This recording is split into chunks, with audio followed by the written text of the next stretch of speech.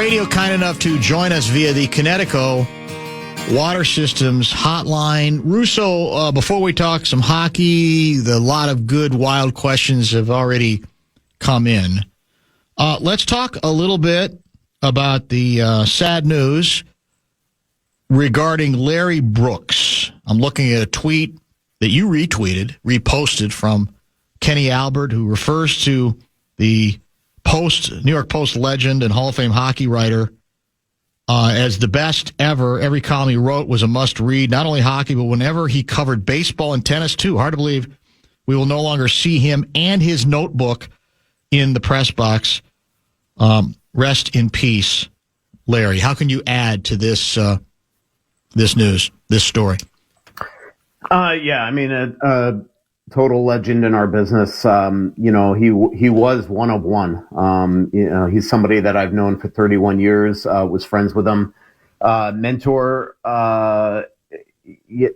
he years and years and years ago, like a lot of the old guard hockey writers, took a lot of us in the new generation and treated us with an incredible amount of respect. And the biggest thing that he had taught me is to essentially be accountable for what you write. Ask the tough questions, show up the next day, and you garner respect that way. He had an incredible passion for this sport. He was the must-read in hockey, which is not easy for a beat writer. Beat writers usually are focusing on one team, but the one thing with him is that you had to go to him every single Sunday and read his Slapshots column because you just knew that it was unique, original, and he had his pulse on so many other things besides the New York Rangers, everything from the NHLPA to league events to all the teams and scuttlebutt out there. So, horrible news. I still remember trying to recruit him to the Athletic. I was in a Nashville diner a couple of years ago on the phone with him for an hour. Trying to get him to come to us, and that never worked out. But he was old school. Like I never saw him with a recorder. He always had this notebook, and he was your King Hunter and Pecker. The way that he wrote on and then pounded on his laptop. He just and the other thing with him is that you'd never know he was 75. Like he looked like he was 50. Was in perfect shape, and it just shows you. Not unlike Ray Shero last year with the tied with Ray, he got his diagnosis and was gone 3-4 weeks later, and same thing here with Larry. This all started a month ago, and it just was quick and brutal for a lot of us that knew him. Text is coming. A lot of good texts have already coming in, including this one. Dan, I'm wondering if you can ask Russo where he learned to handle Twitter bullies so effectively. He's been putting on a clinic.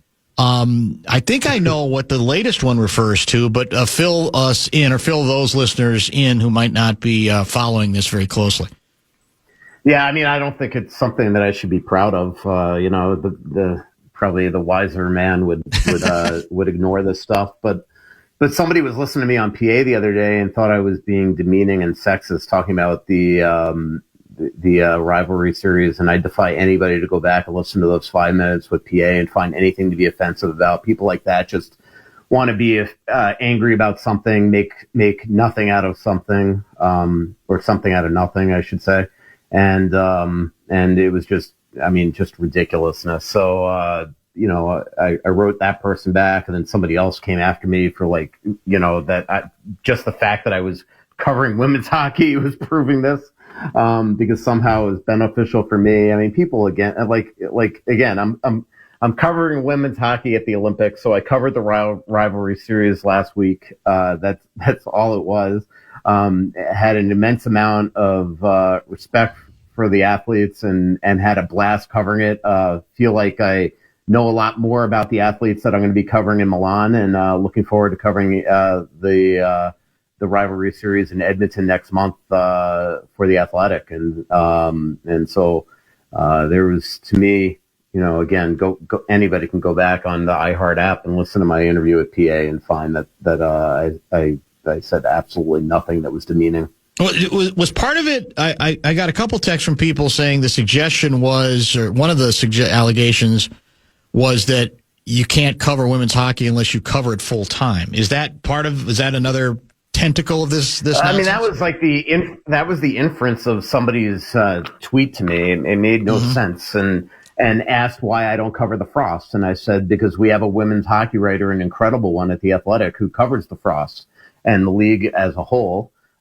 It's the same reason why I don't go out to Target Center and cover the Twins, and Target Field to cover the Target Center to cover the Wolves, and Field to cover the Twins, and U.S. Bank to cover the Vikings, and Huntington Bank to cover the Gophers. My beat is the Minnesota Wild in the National Hockey League, but it was somehow offensive to people that I covered the rivalry series and that I'll be covering women's hockey at the Olympics. It's just ridiculous foolishness. It's just typical of today's society, of people that just go on Twitter to just scroll all day to get offended by something and voice outrage and then move on to the next thing. And it's got to be a sad existence for those type of people. And I see it every day in my life on Twitter. And but like I said, I'd be a more mature and professional person if I just ignored it. But when somebody is just calling me out for something, absolutely, I take offense to that. Yeah. And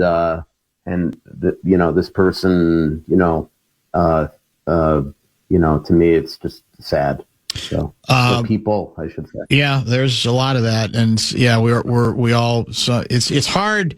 Turning the other cheek is always the best approach. It's the sanest approach. It's the healthiest probably, but every once in a while it's hard not to, depending on your mood. Yeah, and the other thing is and the other thing is absolutely that's the one issue that and why I've talked to you before about how Twitter and social media in a whole is not the greatest way to keep your existence from a mental health standpoint. But when you're it's easy for somebody out there that has nobody that's following them essentially on Twitter to say just ignore it. Why talk back to an idiot? But when you're peppered by hundreds of tweets a day, and then somebody comes after you personally like that, I'd love to turn on the other cheek. And you would think in my line of work, especially one that is a critic essentially of professional athletes, professional teams, that you would say, all right, if you could dish it out,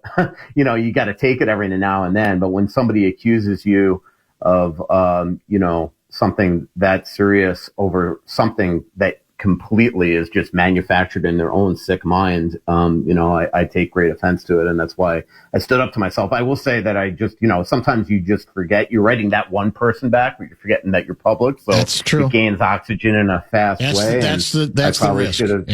Yeah. And I've done a really good job the last couple of years of ignoring, the trolls out there. But this person just seemed like an actual mature, normal person, and I couldn't believe how he somehow misconstrued anything that I was saying. To me, it was needed to be corrected. Let's put it that way. And I did it, and now I move on. Now you move on with the rest of your life. Exactly it. Until the next time, sadly. Well, yeah, that's the reality of it. So Wild next up is Saturday night, right? Saturday 5:00 game. Is that our next one? Yes. Against the Ducks. Yep. So 3 days off. Exactly. So what are we seeing? I mean, we're seeing there might have been some disappointment that we didn't finish off the last game with a victory. It does appear maybe the defense is playing a little bit better. Are we seeing anything come together? Where are we at compared to the last time you and I spoke? I don't know. I mean, to me, these next 4 or 5 games are really going to tell a bigger story going into the Thanksgiving holiday, because they are playing a real soft schedule right now, which makes it even more disappointing that they've had a couple losses in there to San Jose in overtime, and especially the last game, because they dominated that game really from start to, unfortunately for them, the finish and the one power play where, Juracek took a penalty and they couldn't kill it off. So we'll see. I mean, Anaheim is a bear right now. They are just playing really, really well. They're a good young hockey team. We've seen a lot of these up and coming young hockey teams walk into Grand Casino Arena, this season and win games and skate around the Wild. So I'll be really interested in that. And then, a second back-to-back against Vegas. It seems like the Wild always get Vegas in the second of a back-to-back. That's a huge game. And then Carolina just worked the Wild in Carolina last week. They're coming to town. And then the Jets are here. So the Wild go to the Jets. So there's still a lot to me that we have to see to know if everything is corrected. They're playing better. One thing that does concern me is that they are very banged up, more banged up than we've reported, I believe. When they had yesterday off, they had Monday off, they had Saturday off. And so yesterday is off, and then all of a sudden yesterday late in the day we all get an email that they canceled practice today. So they have now not practiced in a long time, and they just canceled practice essentially for a second day in a row. That tells me that this team is got some injuries right now that they are trying to really repair in hopes of having a really good practice tomorrow and then playing back-to-back games this weekend. So that would be one concern that I have right now is that, Kaprizov looked like he hurt his wrist the other day. There's a lot of guys right now that we've seen, limping around and we all know that this team has a tendency to get injured, and you just hope it's not going to, rear its ugly head right now, because last year they had a cushion that they were able to at least absorb it until they almost missed the playoffs. Now they've put themselves in a position where they can't afford to throw away points. And so there's no excuses right now. So they've got to get these bodies healed and hopefully for the fans' sake that these guys can come out there and have a couple really quality games against two very tough teams in Anaheim and Vegas this weekend. I think your compadre had a story in which he quoted Foligno as saying that we're not really built to get into a track meet. The moral of the story was that the last 4 or 5 games, there's been maybe a greater understanding of we have to play much better defensively, obviously, and we have to play this way because we're not a team that's going to be able to routinely explode for 7 or 8 or 9 goals in a really wide open game. Do you agree with that sentiment? And you kind of said maybe we'll get a better idea of whether it's really sticking as they start playing some better teams. But I thought we always knew that was our identity. Why did we need to be reminded of it?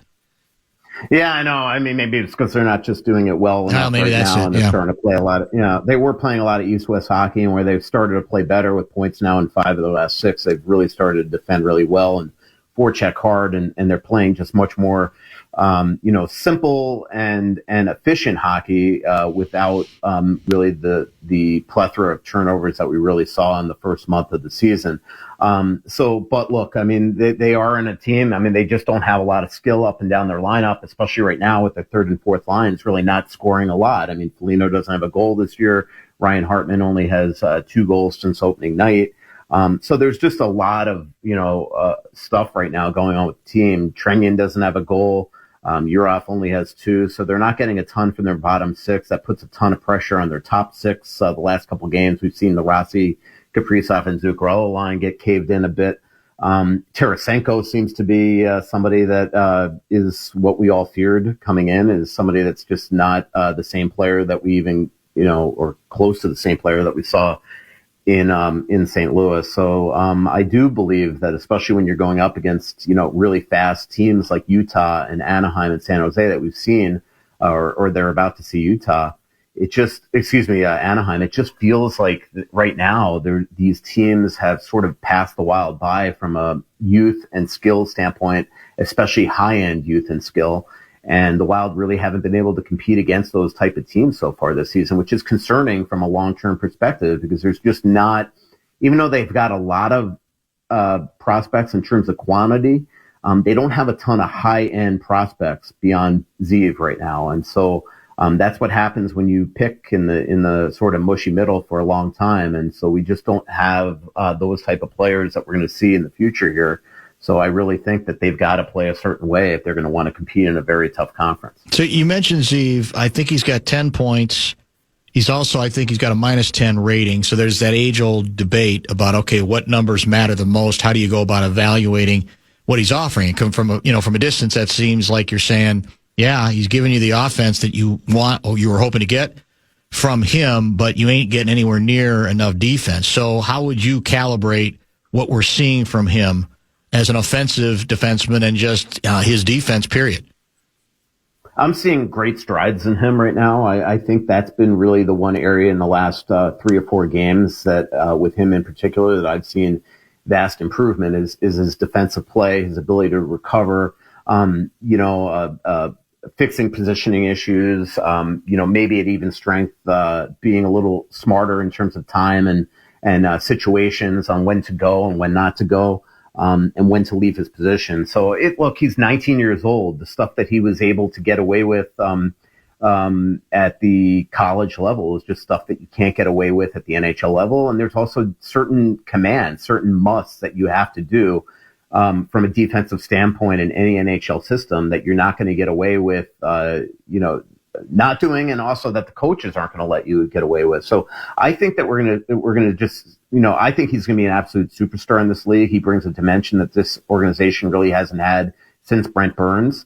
The one thing that I'd love to see is, and we maybe saw it at the beginning of it, last game, is him back on the number one power play. I think that's not just going to help the team, but help him feel more, at ease and more himself.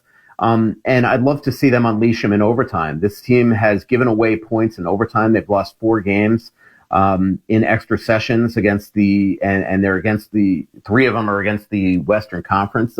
That's not good. And so since they're not winning these games anyway, you might as well throw Zeev out there and have the ability to win. The name of the game in overtime is to win, to make a play. And right now they're not making plays in overtime. They look incredible with the puck possession, and then they just give away the puck and they're not getting a save. And so if they're not scoring, if they're not successful in overtime, it's time to me unshackle him and let him go and make a play. And if it doesn't work out, well, you know what? You've lost 4 games anyway using other personnel. To me, that's where Zeev is going to be at his best in 3-on-3 overtime. So I say give him the opportunity. Are we moving closer to a co-goalie eventuality, or am I overreacting to Wallstedt's most recent shutout? Well, I don't think you're overreacting, because also just the nature of this league this season is that the games are so condensed that we're going to have to see both goaltenders play a lot, and Wally probably play more, especially as the Olympics get closer and closer. But obviously in the last recent games, Jesper has outperformed Gus. I don't blame Gus for anything that happened in the San Jose game. But Wally is, he's started 5 games. They've gotten points in all 5. He hasn't been, perfect by any stretch of the imagination, but his last 2 were really, really good. The game on Long Island on his second of a back-to-back after they got trounced the night before. And then, obviously the shutout against Calgary, who's not very good. So look, I get why John Hines and Freddie Shabbat decided to start Gustafsson against San Jose. One, Wally gave up 6 goals against San Jose 2 weeks ago. And the other thing is, with 9 days off between Gustafsson potential starts, I think you had to give Gus a game, or it's going to be, a real tough position to put himself in this weekend. And so we'll see who goes first, whether it's Gus or Wally against Anaheim or Vegas. But we're going to see both goalies this weekend. But Jesper is definitely making strides. He looked outstanding the last couple games, and that's definitely a bright thing for the Wild right now. I want to ask you a broadcasting question. I started the show saluting what we've seen from the I guess you could say second marriage of NBC and the NBA, in that there's been a concerted effort, sometimes bringing back old voices like Marv Albert, sometimes Bob Costas, to sort of meld the present with the past, that to try to, at least occasionally, when it's a good matchup or there's some history between the two teams, to not be afraid to, sort of wax nostalgic about the history of that rivalry between those two teams. I love it. It's very anti-ESPN, because I don't think they've ever been particularly good at doing it. But my point was, I would like to see more of it in every national sports broadcast. You can't do it every game. You got to pick and choose. But I think people enjoy, even kids don't mind the broadcast where you set it up with some good writing and you try to set up a matchup. You get it eventually to the actual matchup on the ice or on the court or whatever, but you go back into the past as well. I think it's something that all networks that are broadcasting various sports should try to sort of tap into a little bit more often. What do you think? Yeah, I agree with you. And so you're saying, like, have old announcers kind of come back into the fray? Even to the extent of the 2-minute open, a narration of here's what the Sixers-Celtics rivalry meant over the years. Yeah. And here's the matchup as it is currently constituted. So not necessarily that they always end up doing play-by-play. You got your current play-by-play guys, but you have somebody just giving you some context and some richness and texture to the history that might be involved in whatever the game is, whatever the rivalry might be. Yeah, I am with you, and the one name that just popped in my head is Gary Thorne. I mean, that exactly is a voice that I think a lot of people would know, and all of a sudden, if you have him come back, it's really a shame that he's just not involved in hockey anymore.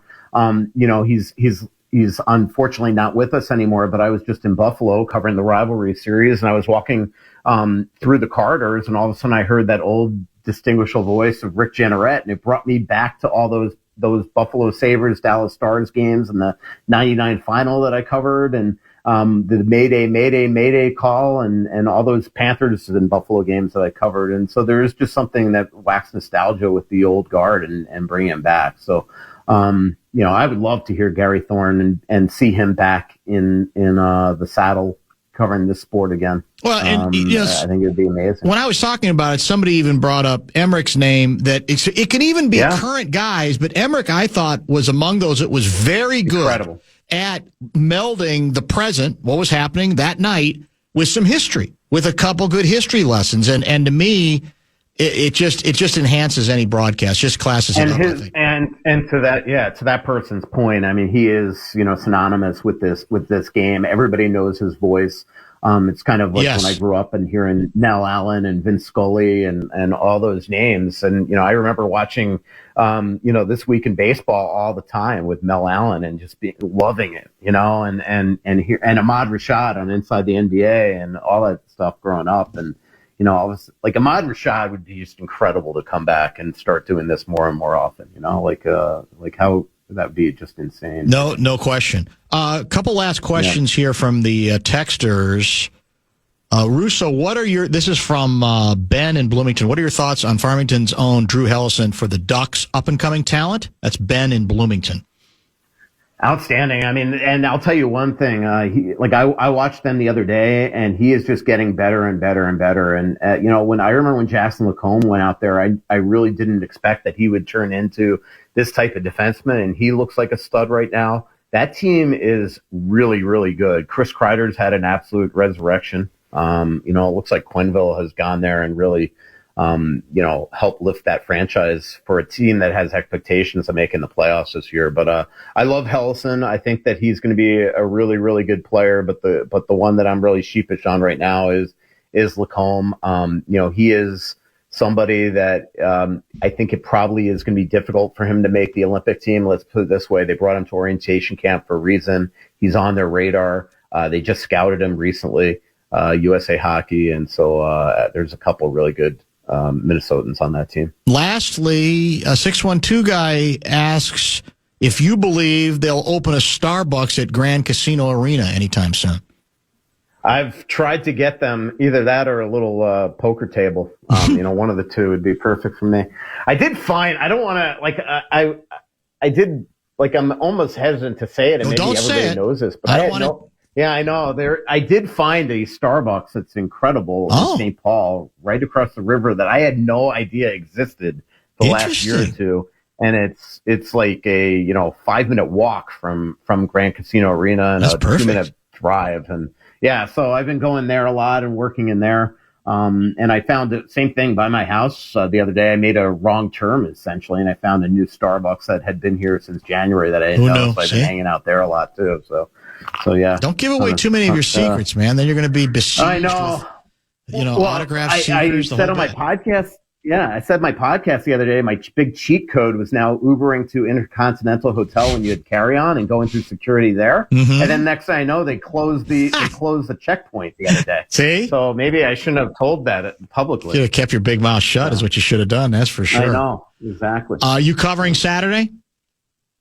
I am Saturday, Sunday. Joe's actually out of town, so I'll be at practice tomorrow and games Saturday and Sunday, and I'll do my best to stay out of Twitter battles and and from not offending other people. But for good luck on that. Unbeknownst to me.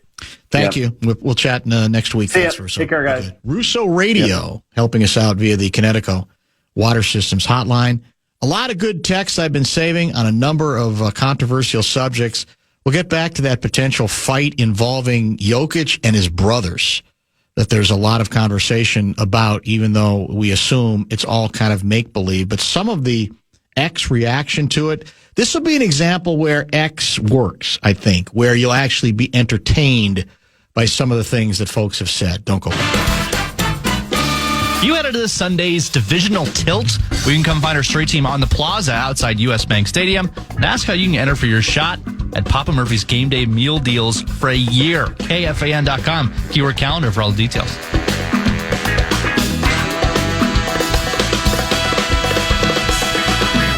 We'll get back to an item we addressed earlier with our 3:30 guest, Sean Salisbury, related. It's getting a lot of attention. Some comments from Justin Jefferson today that I think kind of ignore the elephant in the room, but that's just me. But before we do, there's sort of an entertaining, we can't even say a battle going on because Joker and his brothers, I don't think, have responded to it. But the Morris twins are claiming, NBA players, said it'll be a landslide if they had the opportunity to fight the Jokic brothers. Here's one of the quotes. I got to clean it up too. I'm 6'8", 280. These big-chested can't move. I'll punch them both in their chest like it ain't even a question. It's a landslide. The folks on the Peanut Gallery has had some fun with this. On X, one could say. And I want to give you a couple of examples. For the record, by the way, Joker's the little guy compared to his brothers, I think. There's been a lot of, they've occasionally been seen elsewhere. He's like slight, it appears, compared to them. This is maybe one of the best retorts in recent X-dom history. Jokic brothers are Serbian 6'6" to 7-foot MMA fighters descended from a line of barbarian war criminals. This fight is over before it even begins. That's just a brilliant comeback. And as I said, my guess is the Morris brothers are just looking to have some fun with this thing. Maybe it'll end up being... Does pro wrestling matter anymore? I enjoy it. You still like it? It's still big? Yeah. It's or big enough? Yeah. I mean, I guess you could see some kind of deal where the folks who follow it might be interested in this sort of thing. But I just love that. I would just say this. Who knows? I would not want to mess with any of the Jokic's. I wouldn't. I don't think we even maybe understand, beyond how big they are, beyond whether they have the ability to fight or not, I just think that there might be, as that tweet notes, something unleashed that you're not going to ever be prepared for. You're not ever going to be, you're not ever going to be ready for it, I guess is the best way to put it. But I enjoyed, of all the rejoinders, I mean, that's just brilliant. MMA fighters descended from a line of barbarian war criminals. This fight is over before it begins. So whether they mean it or not, I'm guessing it's, they're just looking for the attention, which I'm, of course, giving to them.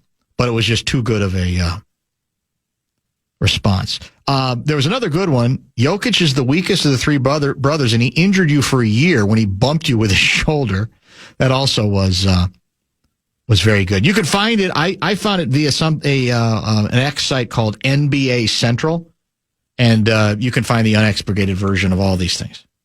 NBA Central that has it. So I wouldn't want to go anywhere near him or his horses.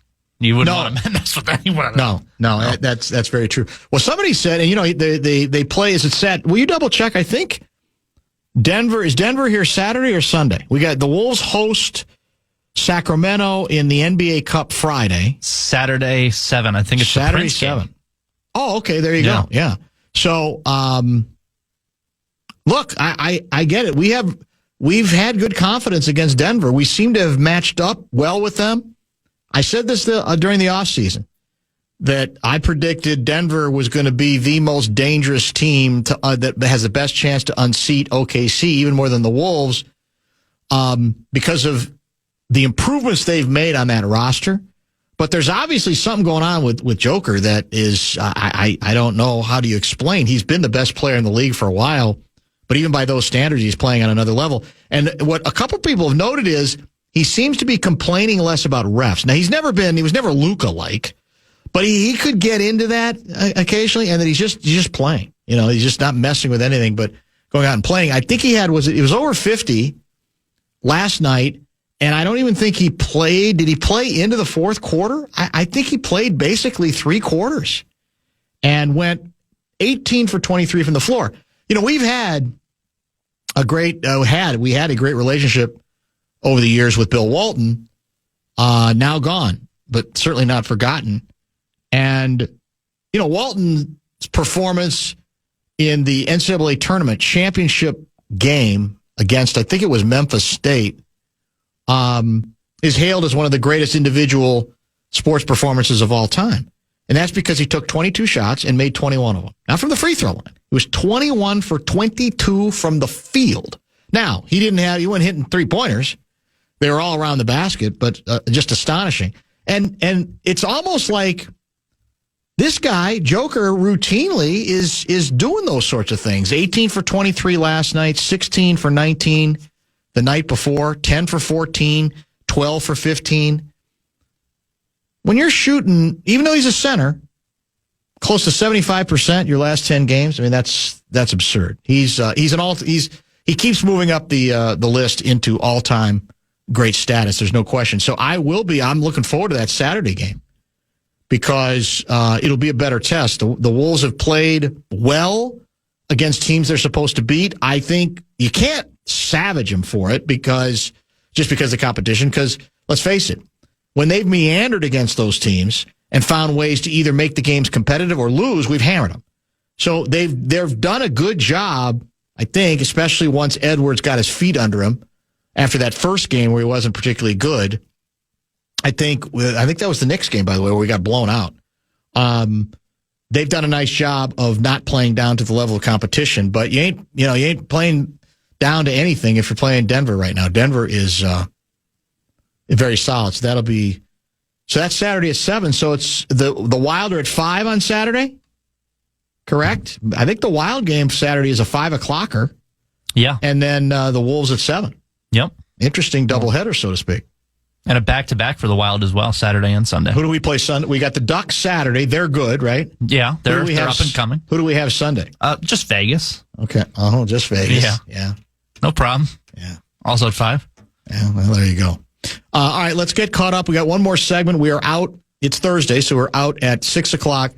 Let's re-examine some comments from JJ today that they're getting some attention, not just locally, but nationally. I have my own thoughts about them and the degree to which I think they're being perhaps overrated. But whenever JJ speaks, obviously there's going to be some news element attached to it. So we'll get to that and maybe clean up some other housekeeping issues before we wrap things up at 6. It's the Bumper to Bumper Show Wrap. It's brought to you by American Pressure. I want to thank our outstanding array of guests today. If you missed Sean Salisbury at about 3:30, he was on fire, as we like to say in the business. Great stuff on his reaction to the Vikings' curious unwillingness to run the ball and other Vikings-related matters. That was between 3:30 and 4. Mike Conley joined at about just after that to talk NBA Cup, current state of his favorite basketball team, a couple other things that we get into with Conley, including the update regarding the National Basketball Association All-Star Game. And, of course, Russo Radio, who joined us at the top of the 5 o'clock hour of the program. Vikings programming will take over at 6, and then we got Thursday Night Football on the Fan. Is that correct? Absolutely. The no longer winless New York Jets traveling to Foxborough, Massachusetts to take on the suddenly ascending New England Patriots, starring the quarterback that I think it's pretty well confirmed at this point the Vikings coveted heavily in last year's draft, Drake May, and they allegedly made a pretty significant offer for him, but not enough to go up and get him. So May is off to a very good start this season after some ups and downs last season. Although I'm gonna check tomorrow. I doubt his QBR ever was quite as low as J.J. McCarthy's, because that's almost historic at this point. The other J.J. made some news today. Justin Jefferson met the Jackals, and I think the context was today is the 3-year anniversary of maybe his greatest catch, one of the greatest catches you'll see in a National Football League game, that one-handed catch on 4th down against the Bills in 2022. And apparently he had seen a post that sort of celebrated that catch. And Jefferson told the Jackals today he's trying to work back to the level he reached then, wants to return to what he calls his, quote, savage mode. Savage mode with a bleep it mentality. Just going out there and just killing it and not worrying about the plays, not worrying about anything else. Sounds good. I don't blame him for wanting to, unleash that beast. He's obviously frustrated. Numbers, of course, not what he is accustomed to and what we're accustomed to seeing from him. He's averaging about 76 yards a game. That's number 9 in National Football League. But here's the sticky wicket. 4 starts with McCarthy, 4 catches, 52 yards a game. And again, I understand his mentality. I understand him saying how, I want to get back to that. But the reality of being a wide receiver is that you are utterly and completely dependent on at least one other individual, and that's the quarterback. So you can be as committed and angry and as bleep it as you've ever been in your whole life. If the ball is not thrown accurately enough for you to make a circus catch like he did 3 years ago, ain't gonna matter. You gotta have the chance to unleash your savage mode, and that means you depend on the quarterback A to get throw the ball to you, and B to throw the ball to you where you have a chance to make something happen, indeed, with it. And when people say, well, receivers are too much like divas, generally speaking, that's largely true. But I would argue it might not be surprising, because you are so at that position dependent on, running back at least is just hand the ball, you got the ball. Now you need help from your line, obviously, but it's just in your hands. Receiver is in a very different position. They're beholden 100% to their quarterback, what the play call is, et cetera, et cetera. So it sounds good. We all love the competitive JJ and getting back to it, especially after a game where the body language is a little bit weird. And by the way, Sean Salisbury, as a former NFL player, was a bit bothered by the body language surrounding after the interceptions, even though on one of them it was down by contact. He just doesn't think the optics of it were particularly good. But regardless of that, you gotta have your quarterback give you a chance to make some plays. Maybe this will be the week. I have absolutely no idea. But again, for people who are going to get excited, like, oh, okay, now we're going to see the real JJ. Okay, I mean, maybe, but again, he's not taking the ball from center, at least not very often. So there's still somebody that's got to give him a chance to go back to beast mode, or all this is going to be kind of irrelevant. And there's so many other issues, not the least of which was the stupid cadence stuff, which also Salisbury said it was embarrassing. Said, we're talking about, this is like junior high school stuff.